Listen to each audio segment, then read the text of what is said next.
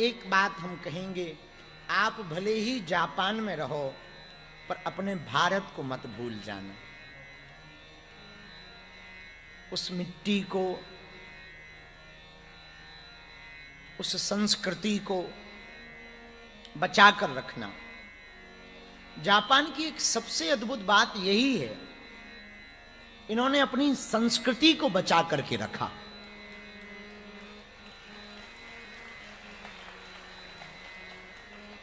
हम लोगों की भी ये अद्भुत बात है, हजारों आक्रांता आए पर हमारी संस्कृति को नष्ट नहीं कर पाए। अब आगे भी ये जिम्मेवारी है, आप अपने बच्चों को व्यापार दे पाओ या ना दे पाओ, हमारी प्रार्थना है आप अपने बच्चों को कार दे पाओ या ना दे पाओ, उनको संस्कार जरूर दे करके जाना।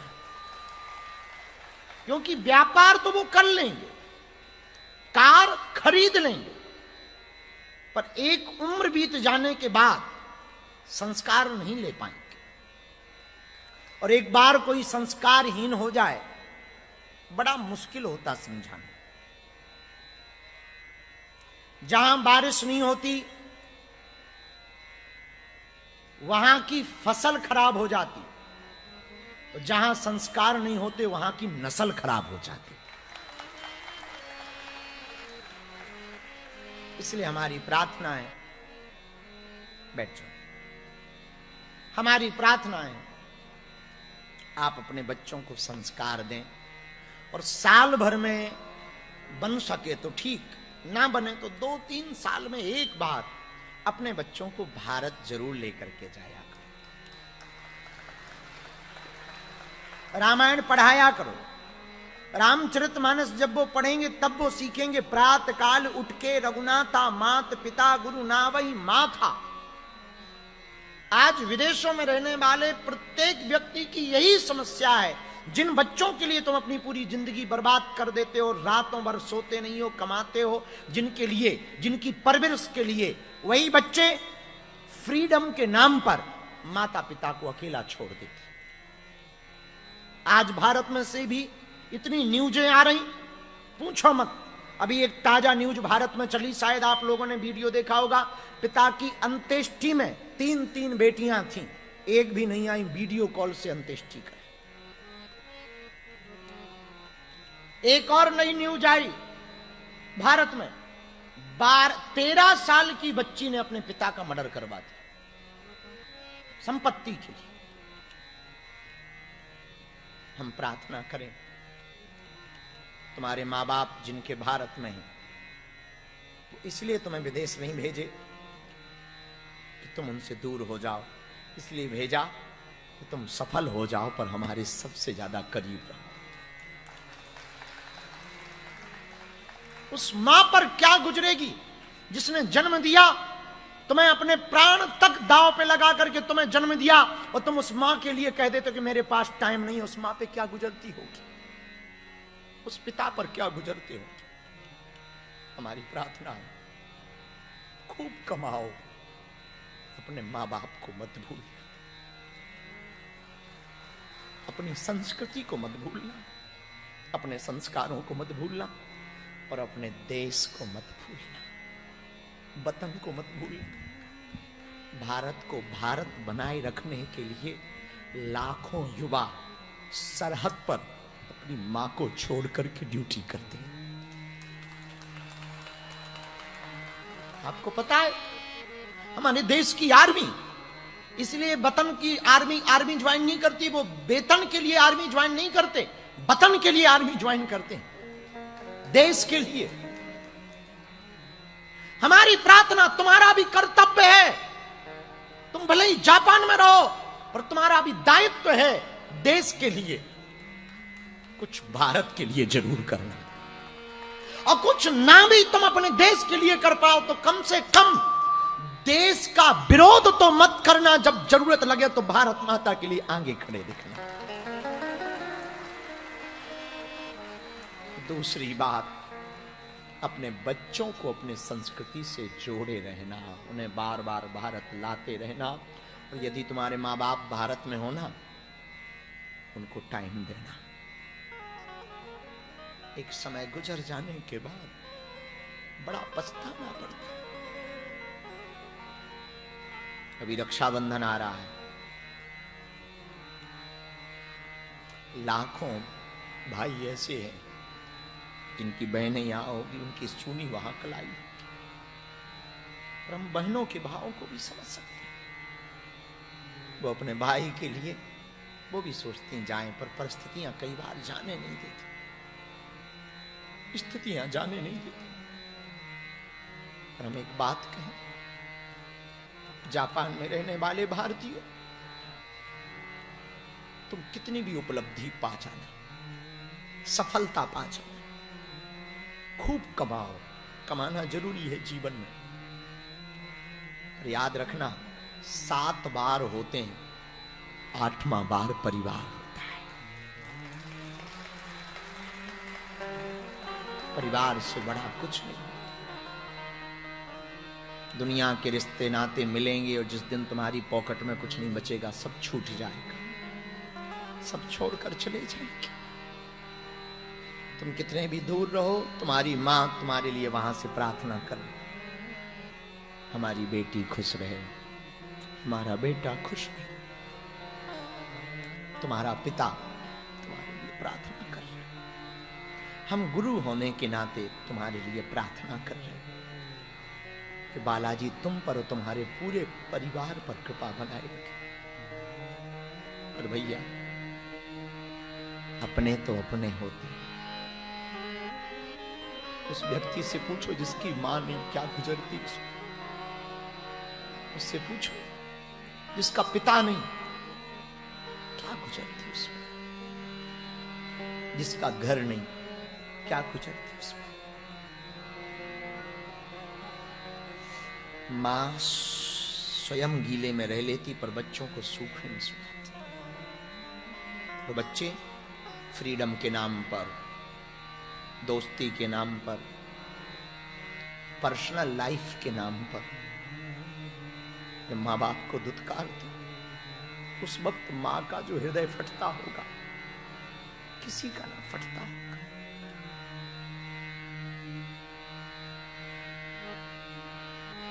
सबसे ज्यादा माँ को दुखी होती है। हम किसी घर में कथा कहने गए, उनका बेटा आईएएस ऑफिसर था भारत का। तो हमने पूछा कि बाबूजी, बालक तो आता जाता रहता होगा? और उन्हें सिर हिलाया, जब से बेटा कलेक्टर बन गए अब नहीं आता। क्यों? हम लोग थोड़ा सा मैच्योर नहीं है, हम लोग थोड़ा सा शहरी भावावेश में नहीं, भाव में नहीं रहते, वेशभूषा में नहीं रहते, तो हम लोगों से उसको नफरत हो गई। हमें बड़ा दुख लगा। अरे भाई, तुम पिछड़ेपन के नाम पर, गरीब के नाम पर,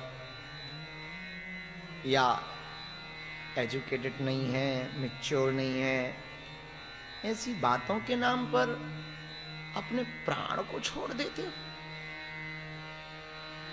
तुम्हारी मां ने तो नहीं तुम्हें छोड़ा, तुम्हारे पिता ने तो नहीं छोड़ा कि बच्चा निकम्मा या बच्ची या बेटी अथवा बेटा निकम्मा, उन्होंने तो नहीं छोड़ा। तुम अपने फ्रेंड सर्कल के कारण, लोगों के कारण, तुम अपनी प्रेमिका के कारण, अपनी पत्नी के कारण तुम अपनी मां को छोड़ दो। हमारी भारत की और यहां की प्रत्येक माताओं से भी प्रार्थना, सासू मां में भी मां छिपी है, ससुर में पिता छिपा है। हमसे कई लोग कहते कि आप वृद्धाश्रम खोलो। हम कहा हम नहीं खोलेंगे। बोले क्यों? तो एक व्यक्ति ने कहा कि वृद्धाश्रम खोलने की आवश्यकता नहीं है। यदि भारत की प्रत्येक, दुनिया की प्रत्येक बहू जिस घर में शादी होकर वो जाती है, सास ससुर को यदि मां बाप मान ले तो वृद्धाश्रमों में बूढ़ों का जाना बंद हो जाएगा। तो हमने उसको जवाब दिया कि सास ससुर भी यदि बहू को बेटी मानना प्रारंभ करें तो भी वृद्धाश्रम बंद हो जाएगा। हम प्रार्थना करेंगे प्रत्येक भारतीय से, अपने परिवार से, अपने संस्कार से और भारत से, तीनों से जुड़े रहना। जब तक जीना जुड़े रहना। भारत की याद आए, पैसा तो आता जाता रहेगा, साल 2 साल में जाया करो, कुछ करने नहीं, सिर्फ भारत की मिट्टी को चूमने जाया करो, भारत की खुशबू लेने जाया करो, अपने बच्चों को ले जाया करो, भारत के कल्चर को सिखाएं, गांव में ले जाया करो, अपने जहां रहते वहां ले जाया करो। मौका मिले तो बागेश्वर धाम, ना हो तुम्हारा भारत में घर तो घबराना नहीं, बागेश्वर धाम है,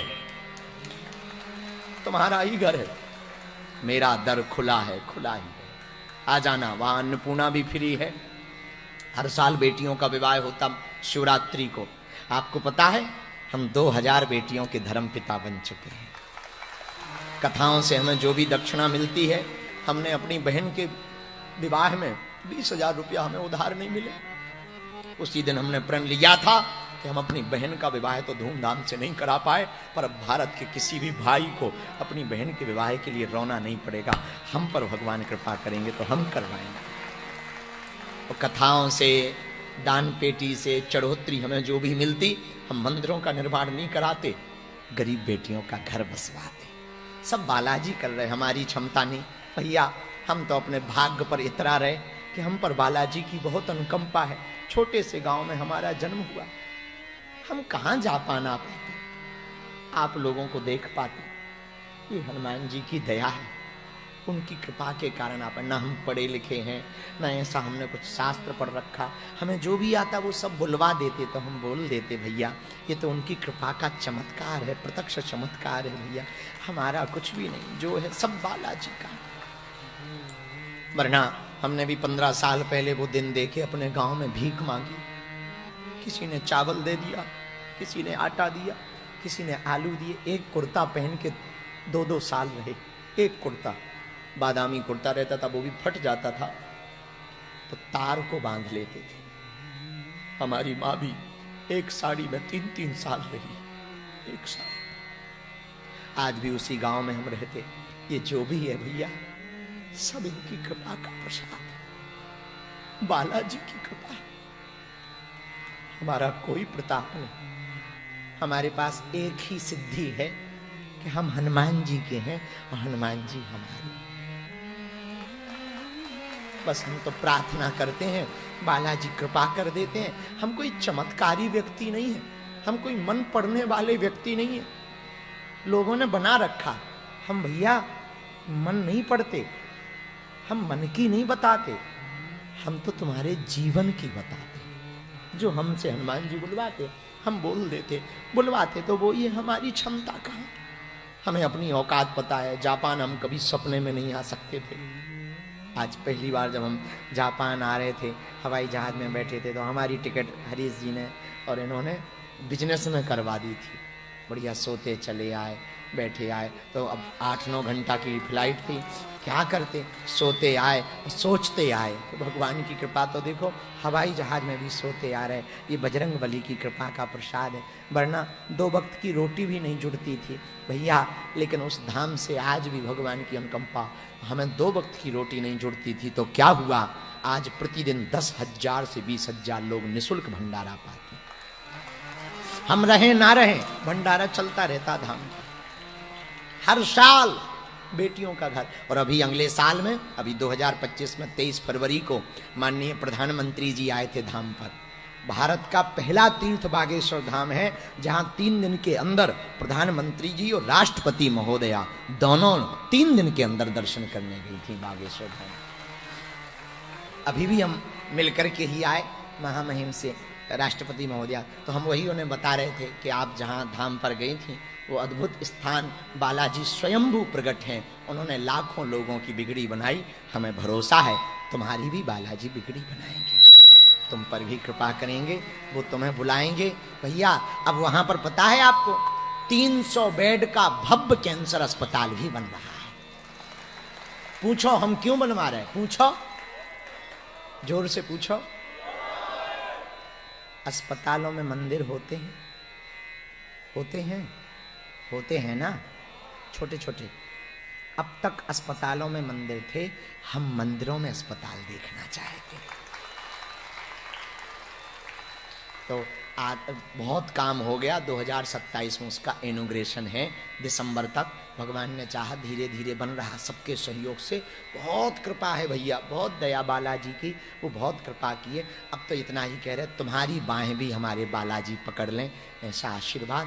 पर अंत में हम यही कहेंगे, भारत से जुड़े रहना, हमारा जो सपना है वो भूल ना जाना, सबको बताना हमारा सपना है। जैसे तुम जापान की पीआर लेने के लिए उत्साहित रहते हो, हमारे देश, हमारा देश इतनी उन्नति करे, लोग भारत की पीआर लेने को